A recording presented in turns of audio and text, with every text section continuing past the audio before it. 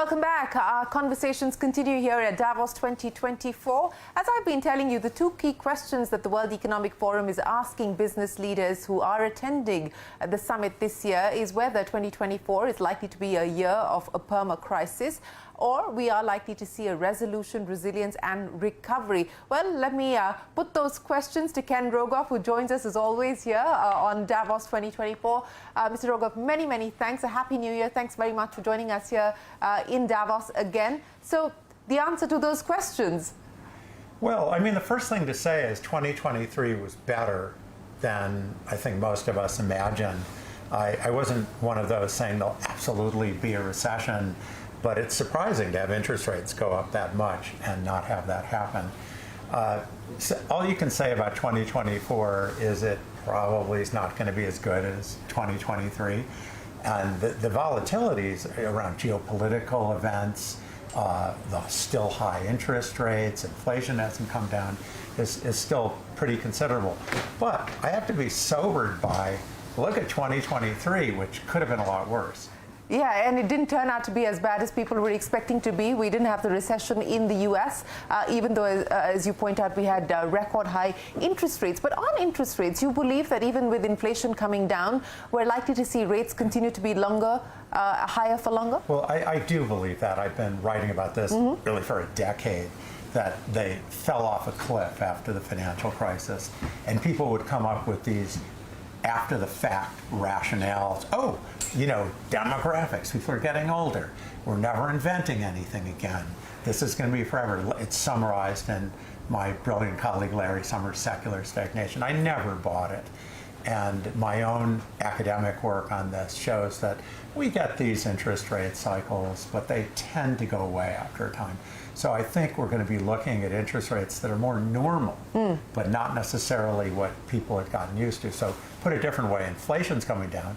Interest rates will come down, but not as much. So where do you see the rate trajectory over the next few years?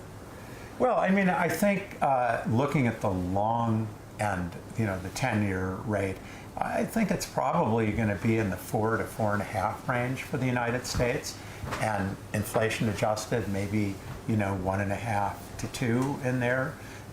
You know, the sort of the range it's in now. So I think a lot of the market's adjusted to a lot of this already. I will also say that studying the history, it's very volatile. So that's what I think it's going to be on average over the next decade. But, you know, we have a recession, interest rates are going to go down, but the recession's not going to last forever. What are the odds on a recession now, the sort of late impact of the hike in interest rates, etc.? Or do you believe that the U.S. resilience that we saw to 2023 is likely to continue? Well, I mean, the odds of a recession in a normal year are 1 in 7. I think they're higher now, so in the 25 to 30% range for the United States, and maybe for Europe higher than that because they have a whole host of other problems. You know, but it could be worse. Emerging markets, and you wrote a piece about the stunning resilience that we saw as far as emerging markets are concerned in 2023. Do you expect that to continue? Because we didn't see the debt distress that we were fearing. We didn't see it in the big emerging markets. So there's certainly more defaults in the lower and middle income emerging markets than we've had in a very long time. And developing economies, it's a huge percentage of them are in default. But yes, it's been surprising. Normally when you see interest rates go up this much, this fast, there are accidents. We didn't even have a crisis in Turkey, which was really hard to understand, given that, you know, they fired the central banker, you know, every 3 months and had 100% inflation. So what do you make of that?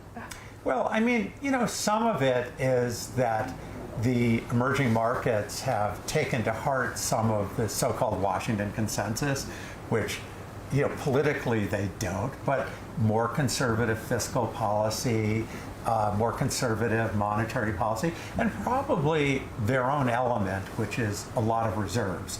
I mean, I think that's really provided some resilience.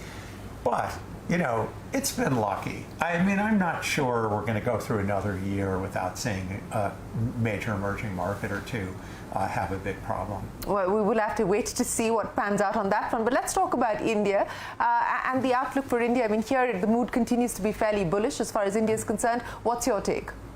Well, I mean, I think part of the reason the mood's bullish on India is it's so negative on China. I agree with that. I mean, I think when we spoke last year, I talked about that. And so India is sort of looking good by comparison, and the rate of growth is very good. But I mean, India still has a long ways to catch up, and it's doing, I think, some things really well. Like, it's finally gotten it together on building infrastructure and catching up on that, which is low-hanging fruit in development. I mean, there's no reason for India not to have world-class infrastructure in order to be able to build out its economy. On the other hand, you know, you still have, you know, some of the issues with way too much protectionism. At least according to people who study it, a lot of monopolies really in India, over concentration of power. But, you know, clearly India is very well represented at Davos here. The mood's bullish. I would be cautiously optimistic because there are some of these longer term problems that if you're really going to catch up, you need to take care of.